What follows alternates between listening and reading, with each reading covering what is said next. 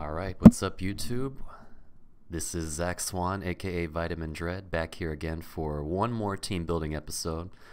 So right now, what I was trying to do was basically peruse Z moves and see if any, odd Z moves are more viable than others. And notice that Acupressure, which is normally a ridiculous move because it just makes ups one of your random stats. Notice that if you use a Z move with it, it also increases your critical hit rate 2 stages.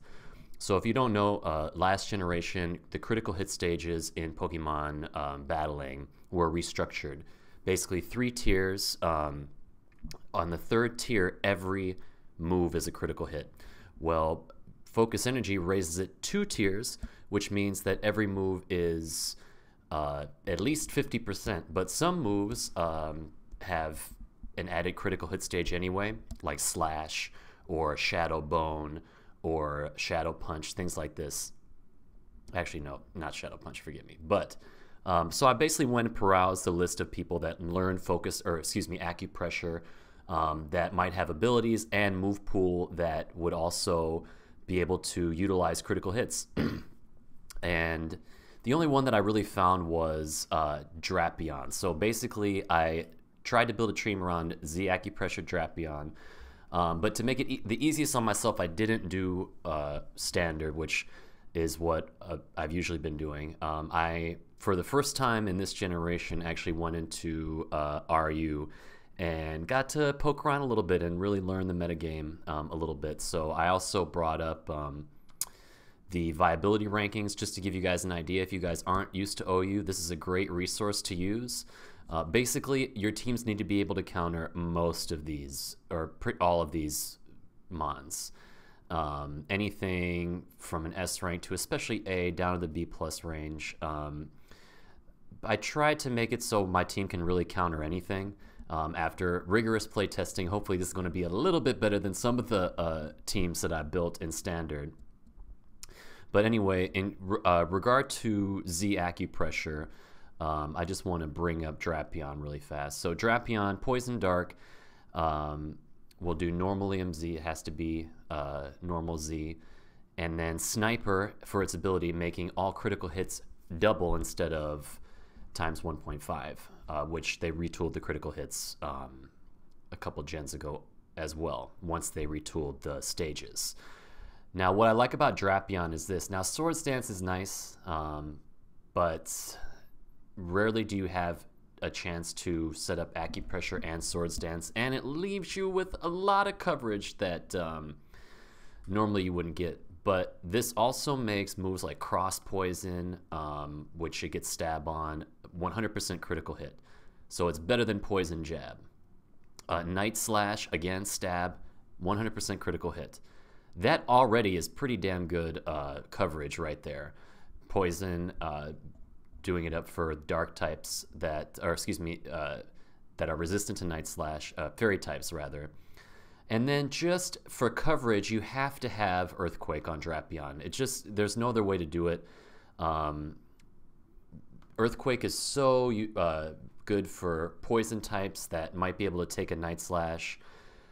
You know, there are obviously some very physically bulky RU Pokemon that you might still have some trouble with. For instance, Mega Steelix only takes about half of its life on a critical hit from Earthquake, and you also have to remember that Earthquake is only a critical hit 50% of the time because of the way the critical hits are structured.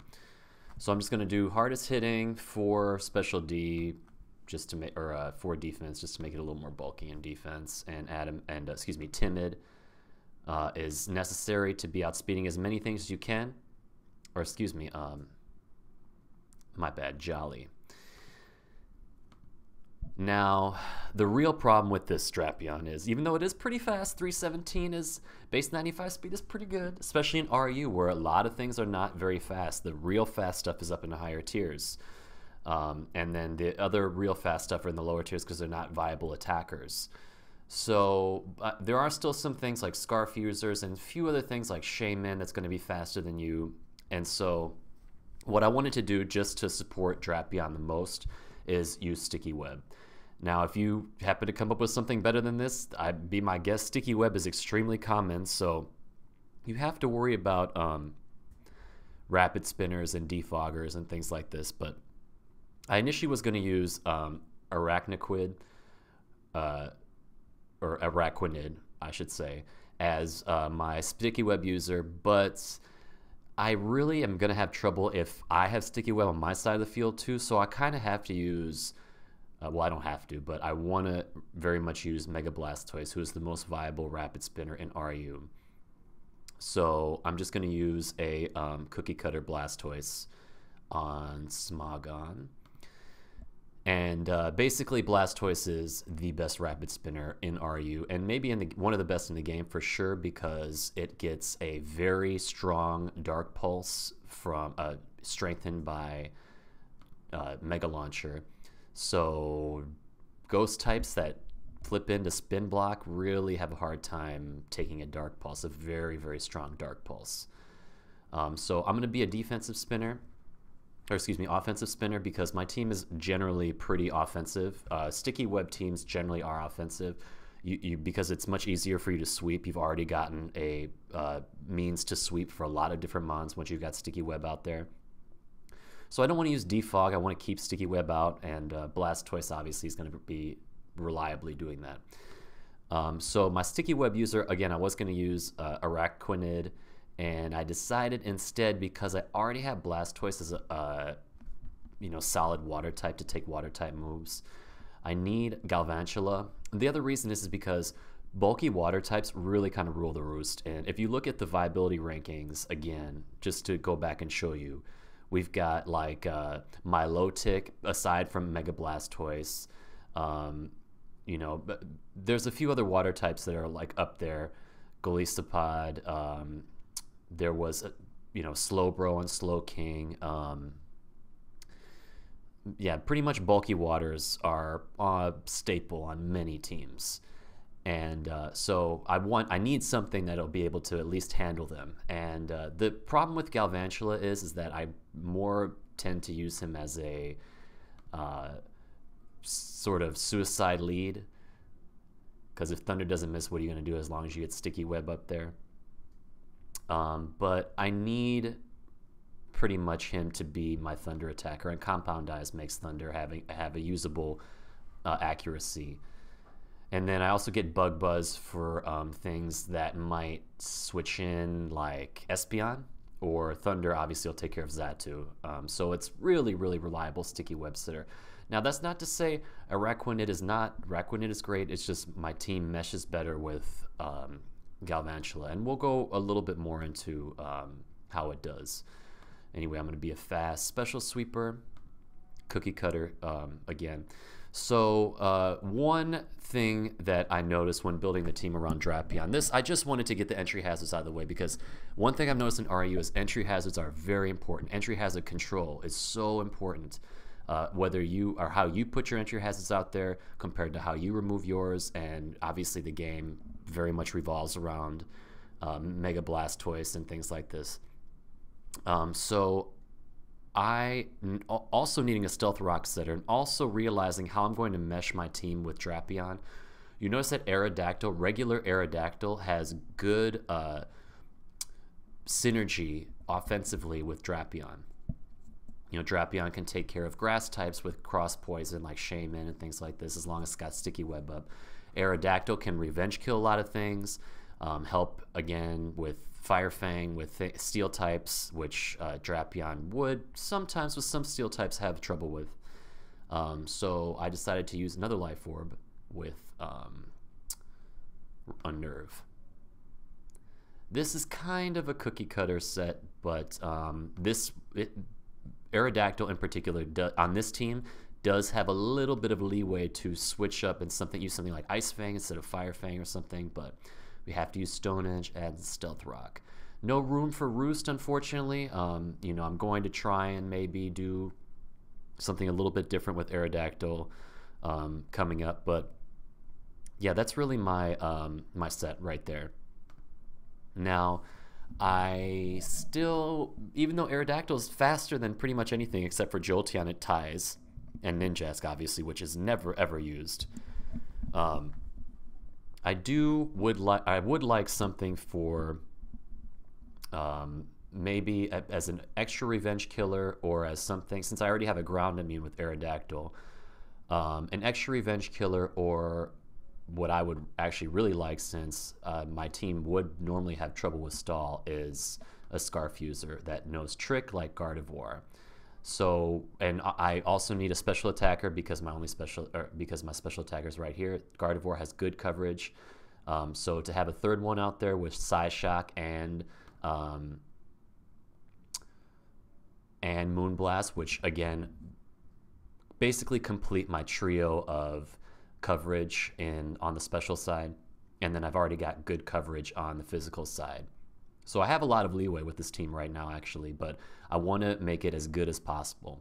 I'm going to use Psyshock because Psyshock is more useful against special walls, especially if you have to if Gardevoir has put herself or itself in a situation where it has to sweep, or if I put the team in a situation where it has to sweep, Psyshock is generally a little bit more useful because you can take down things that are weak to Psychic and also special walls. And I'm going to use Moonblast for dark types. And last but not least, Trick. And then I use Healing Wish as, again, a pretty cookie cutter set. Healing Wish is very, very good in case your team, I find my team, since it is sort of hyper offense, it does have to take a hit sometimes. So I've got a special cleaner, physical cleaner. I've got one solid sweeper, entry hazard control. I would prefer another wall breaker at this point, maybe, or I could do something else that maybe would allow me to run Aerodactyl with something else. But when I was looking at the RU list, I noticed a new addition as of this month, which is Alola Marowak. I do need a spin blocker. Now, I'm not saying Alola Marowak is the best spin blocker, but given its ability in Lightning Rod, and given how I do have some weaknesses to electric that I need to sort of patch up, it's not very necessary. Electric types are not very common, and electric moves are not super common in RU. If you look at the viability rankings, there's really no electric types or things that would use electric type moves all the way down until you get B+. You have Rotom C, which Marowak completely shuts down. You've got Rotom H and Mega Ampharos, I think I might have passed up, which is pretty easily dealt with. I mean, Mega Ampharos can rip through this team. The reason why Mega Ampharos is a threat to Marowak, obviously, is because it has Mold Breaker, which means a very powerful Thunderbolt will hit Marowak. But I do have Gardevoir to revenge kill reliably any dragon type, especially non-scarfed Flygon, which is probably the biggest threat to this team. Because again, I do have a ground problem, but again, if it's scarfed, you can work around it because it's locked into one move. So if you really think he's going to use Earthquake, I do have Aerodactyl to switch into that, which then can set up rocks or something. So I'm going to use, again, I don't really have a, this has to be Thick Club, obviously. And I don't have to worry about, I already am using my Mega Stone, I'm already using my Z move, so I don't have to worry about anything else. I do have to worry about a knockoff from getting Thick Club knocked off. But I have Boomerang for scarf things, or excuse me, sash things. I have Flare Blitz. I usually do Flare Blitz because Marowak is kind of a one and done. If it can sweep, yes, great. I'm still working on this set perfectly, so there will be more to come about this. But the moves are going to be generally the same anywhere you go, pretty conventional. I use Swords Dance. I really don't have a lot of time to set up Swords Dance if there's not Trick Room up. So I am kind of working with exactly what speed I need to have in order to outspeed certain things in, let's say, under sticky web. Marowak can outspeed things like Donphan or Mega Steelix, or things that it can really push back. So I still am working on exactly what I'm going to do about the speed, but for right now I'm just doing a non-minus speed nature. I don't really know what that sweet number is. I'm guessing I'm going to have to invest at least 20. I don't know, 20 would be 131. That's probably more than enough if you have sticky web up. And again, Marowak is not the type that really needs to be taking hits. So this is my team right here, but I do have one problem with this team, and that is if I do have something that has Focus Sash that Marowak cannot beat, that normally would rip through my team if it runs like a Totemise, or one that comes to mind in particular that I had trouble with was Cloyster with Sash that knows Shell Smash. Now, Shell Smash Cloyster can still go down to Blastoise pretty easily. A 5-hit Rock Blast is not going to kill Blastoise at full health, and Blastoise can then 1-hit KO with Dark Pulse. But if it has a Sash on, then it gets another chance to get hits, which then would sweep my team. So actually what I did was I got rid of Ice Beam. Even though this seems a little unconventional, I rarely used Ice Beam. It is very important against, I mean, it's got great coverage, and it's very important against Flygon in particular, because Flygon is immune to Sticky Web and does not take hardly anything from Stealth Rock.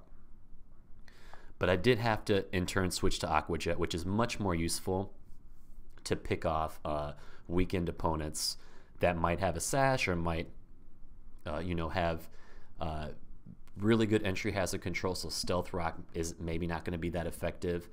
Entry hazard control, again, is super duper important in RU that I've noticed. So this is my team right here, ZACKupressure. It seems like a gimmick, right? Well, actually in practice, it's, even though you don't really know what you're going to get, it's actually not that bad on Drapion. I would say this team is, again, hyper offensive. If anybody has any ideas of something that's more balanced, of something that could take a few more hits and allow Drapion to sweep a little bit easier, let me know. But if you have a timely attack boost, or let's say you're trying to set up against something like that is a special attacker and you get a special defense boost, or you get a speed boost that you desperately need against something that you're not sure it has a Scarf or not, it is a very effective sweeper. If you get an accuracy boost, but the evasion boosts are legal, and you get critical hits every time. So, well, most times, if you count Earthquake, is only 50% of the time. But it is extremely effective in my experience. I don't know how far up the ladder I can go with this. I tried to make a better team around it, but yeah, I was just really excited about it, so I figured I'd share it with you guys. Please, if you guys have any opinions or have any ideas or questions, feel free to leave a comment. Thank you so much for watching. I will be back next week with probably another RU team, because I'm playing so much RU, and a lot of my Twitch followers have requested that I start doing some lower tiering and start streaming some lower tiers. So watch my Twitch channel for this in the meantime. I do have some replays that I will post also in the description. So thanks again for watching, and until next time.